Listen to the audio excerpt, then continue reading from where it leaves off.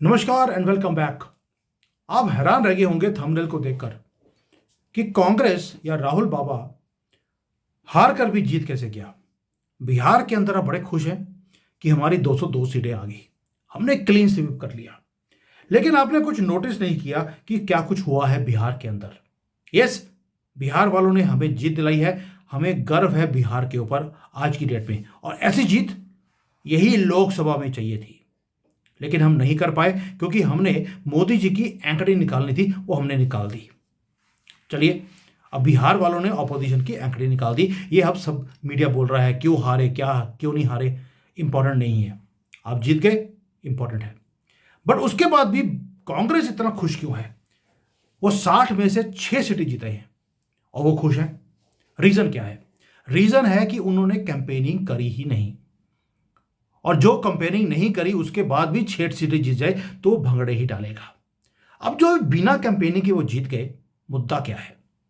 मुद्दा यह है कि आपने, बीजेपी ने, मोदी जी ने इतना काम किया पूरे भारत के अंदर, तरक्की, हमने डेवलपमेंट देखी है पिछले 10 सालों में। हमने दुश्मनों को मिट्टी मिट्टी में रौंदा है हमने। उसके बाद भी बिहार में कैंपेनिंग आपको इतनी करनी पड़ी, मोदी जी को, योगी को, पूरी मशीनरी को, स्टेट मशीनरी को, सेंटर को, इवन कि आरएसएस के जितने भी कार्यकर्ता थे भारत में, उन सबको वहां पे भेजना पड़ा, घर घर में जाकर कैंपेनिंग करनी पड़ी। उसके बाद आपकी जीत हुई है। और क्या कुछ और किया होगा चाणक्य नीति में? प्रशांत कपूर को खड़ा किया, ओवैसी को अलग से खड़ा किया ताकि मुस्लिम वोट कटे। उसके बाद जाकर आप जीते हैं। लेकिन मुद्दा क्या है?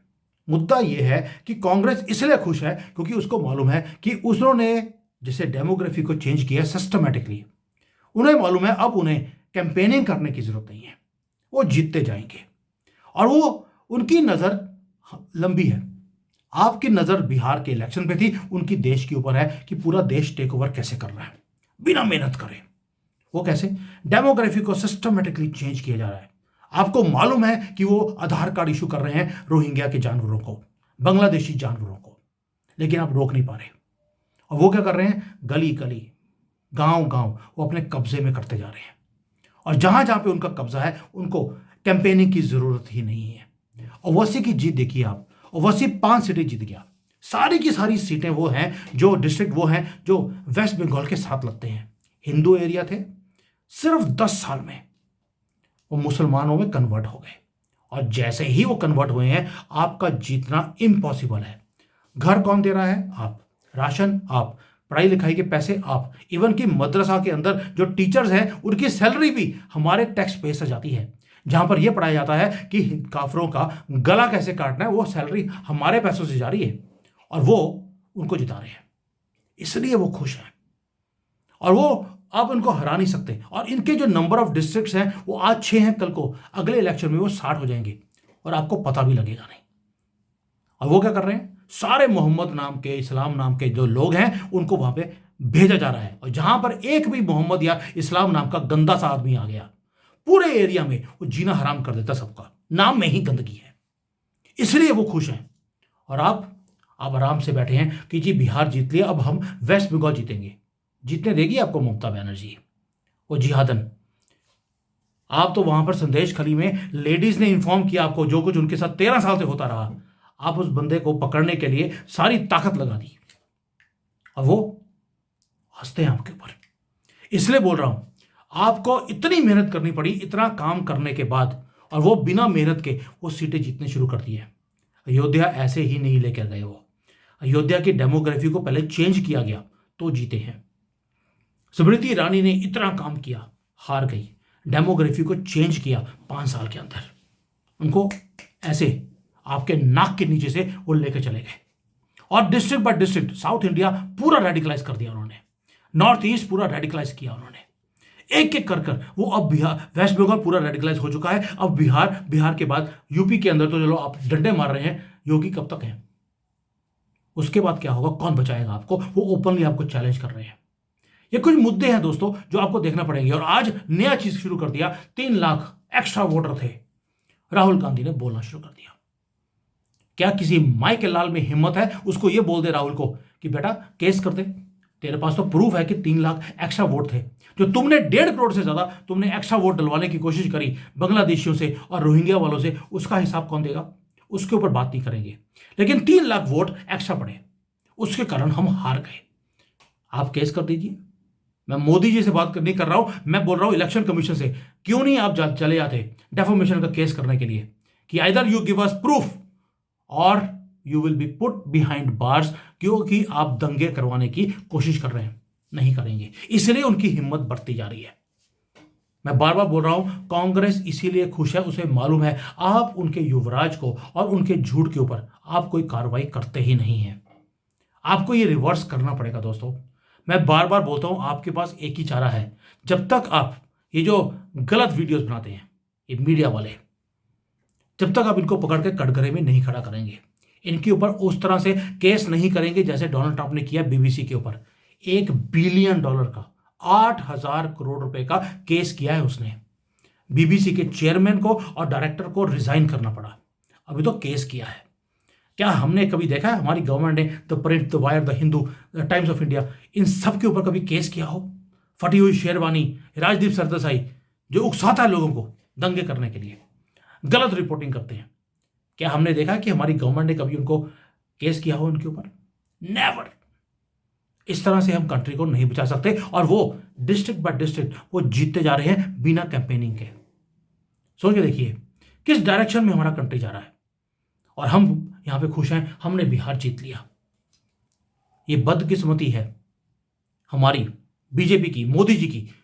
वो ऐस वर्ग को वो रिप्रेजेंट करते हैं जो कभी भी चेंज कर सकता है अपना ओपिनियन। अब देखिए क्या हो रहा है, मोदी जी को कभी भी श्योरिटी नहीं है कि हिंदू वोट करेगा, लेकिन ओवैसी को और राहुल को, उनको कंफर्म्ड है कि मेरा वोटर मुझे ही वोट करेगा, वो कहीं जा ही नहीं सकता। मैं कुछ करूं इनके लिए या ना करूं, बस एक सपना दिया उनको कि आपको हिंदुस्तान दे दूंगा। उसके बाद आप दुकान मैंने खोल दी है मोहब्बत की, मोहब्बत आपसे, और दुकान है जहां पर मैं हिंदुओं की लड़कियों को बेचूंगा, तुम खरीदना। पैसे भी तुम्हें देने की जरूरत नहीं है। उनको मालूम है, वो उसी को वोट करते हैं। और मोदी जी इतना देश में काम करने के बाद भी ही इज नॉट श्योर। उनको इलेक्शन से पहले 1,000 रुपए डालने पड़े हिंदू के खाते में, तो वोट गया है। बदकिस्मती है। अगर राम मंदिर की बजाय उन्होंने, मोदी जी ने मस्जिद बना दी होती, उनको पूरे जिंदगी कैंपेनिंग करने की जरूरत नहीं थी। और यहां पर राम मंदिर बनाने के बाद, काशी विश्वनाथ का कॉरिडोर बनवाने के बाद, उसके बाद पूरे देश में तरक्की करवाने के बाद भी उनको कैंपेनिंग करनी पड़ रही है दिन रात एक इलेक्शन को, वो भी एक स्टेट के जीतने के लिए। ये विडंबना नहीं है तो और क्या है। इसलिए बोल रहा हूं, आप जीत कर भी हार गए, वो हार कर भी जीत गए, और आज आपको लगेगा उनकी जीत छोटी है, लेकिन आप ये सोच के देखिए, पिछली बार भी इसी सीटों पे जीते, इस बार भी जीते, आगे भी जीतते रहेंगे, और वो नंबर ऑफ सीट्स बढ़ती जा रही हैं, कम नहीं हो रही। ये सिर्फ बिहार की बात नहीं है, पूरे भारत की बात है। और उनकी तैयारी कितनी है? उनकी तैयारी इतनी है कि अमोनियम नाइट्रेट घर घर में पड़ा है अब तो, यूनिवर्सिटीज में, डॉक्टरों के घर में। आपको खत्म करने की पूरी प्लानिंग है उनकी। और राहुल बाबा ने क्या बोलता है कि मैंने 1 लाख एक्टिविस्ट चाहिए मुझे पूरे भारत में। अभी 1 लाख पूरे हुए नहीं है, यानी कि 1 लाख जिहादी। आप कैसे बचेंगे उनसे? Please open your eyes, look around कि क्या हो रहा है। ऊपर से सोरोस, ऊपर से चाइना, पूरा इंटरनेशनल मीडिया, भारत का मीडिया सारा उनके साथ, मीडिया के साथ साथ इवन की जो बिके हुए जजेस हैं वो इनके साथ। दल्ले जितने मर्जी ले लीजिए आप कोर्ट्स के अंदर, बेशक वो काले कोट वाला वकील हो या काले कोट वाला अंदर जज बैठा हो, सब उनके साथ। कैसे बचाएंगे जब आप एक्शन ही लेना नहीं चाहते? और चाइना के अंदर मैं देखता हूं हमेशा, कितनी वीडियो बना दी मैंने। चाइना के अंदर एक तो कोई इलीगल आता नहीं है, अगर आया तो उसकी किडनी निकाल ली जाती है, पहली बात। दूसरा, इतना डरा के रखा है इनको कि आप अपना नाम चाइनीज नाम रखेंगे, अगर आपने मोहम्मद, इस्लाम कुछ भी रख लिया, वहीं पर कुछ ना कुछ काट दिया जाएगा आपका। अलाउड ही नहीं है। दुकान के ऊपर चाइनीज में या इंग्लिश में नाम रख सकते हैं, उर्दू में नहीं रख सकते। कोई भी फॉरेन की चीज अब अलाउड ही नहीं है। बंदर वाली टोपी तो भूल ही जाइए आप। जब तक आप चाइनीज हैं, चाइनीज के झंडे से प्यार करते हैं तो ही आप अलाउड हैं, वरना नहीं। और भारत में पाकिस्तान के झंडे लहराए जाते हैं राहुल की रैलीज के अंदर, और हम कुछ नहीं कर पाते। इतने बेबस क्यों हैं? क्योंकि हमने बेबसी को एक्सेप्ट किया हुआ है। जिस दिन हम भी वो काम करेंगे जैसे चाइना करता है, आपका प्यार आपके रिलीजन के साथ है, अपने घर में इसको मनाइए, नेशनलिज्म सड़कों पे दिखाइए। झंडा आपको भारत का उठाना पड़ेगा, भारत माता की जय बोलना पड़ेगा। अगर आप बोलते हैं कि हमने हिंदुस्तान को चूज किया था यहां पे रहना, तो हिंदुस्तान का झंडा भी आपको एक्सेप्ट करना पड़ेगा। पाकिस्तान का झंडा एक्सेप्ट नहीं होगा, वरना गोली पड़ेगी।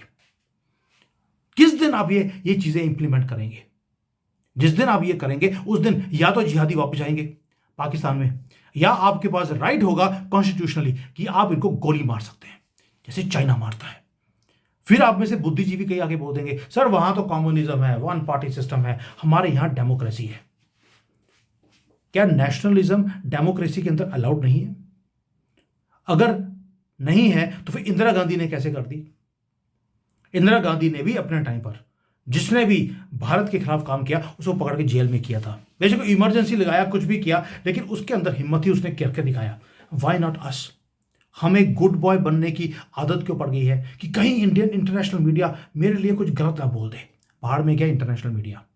और जिस दिन आपने सख्ती से काम लेना शुरू कर दिया, इंटरनेशनल मीडिया भी बोलेगा नहीं। प्रूफ है उसका दो कंट्रीज का। पहला है पाकिस्तान, चाइना के ऊपर बाद में आता हूं। चाइना के ऊपर तो कोई बोलता नहीं है, क्योंकि जो मालूम है, एक बार बोले थे, उसने 25 रोहिंग्या इसको उग्र मुसलमानों को पकड़ के उसी दिन मार दिया था, उग्रवादी मारे गए। उसके बाद कोई बोला नहीं कि हम बोले उधर से 25-50 और मार देगा, बचा लो इनको। दूसरा है पाकिस्तान। पाकिस्तान ने फतवा निकाल दिया, 1 महीने का टाइम है अफगानियों के पास, कंट्री छोड़ के चले जाओ वरना मार दिए जाओगे। 50 लाख को 1 महीने में बाहर निकाल दिया। वो भी डेमोक्रेसी है। क्या किसी इंटरनेशनल मीडिया ने बोला उनके लिए? जब उनके लिए कोई नहीं बोलता, आपके लिए क्यों बोलते हैं? क्योंकि आप रिएक्ट ही नहीं करते, आप बोलते ही नहीं हैं, आप कोई केस नहीं करते, आप कोई एक्शन नहीं लेते, इसलिए इंटरनेशनल मीडिया बोलता है। जिस दिन आपने स्ट्रेंथ दिखानी शुरू कर दी, उस दिन इंटरनेशनल मीडिया भी चुप करके बैठ जाएगा, बिल्कुल झाग की तरह।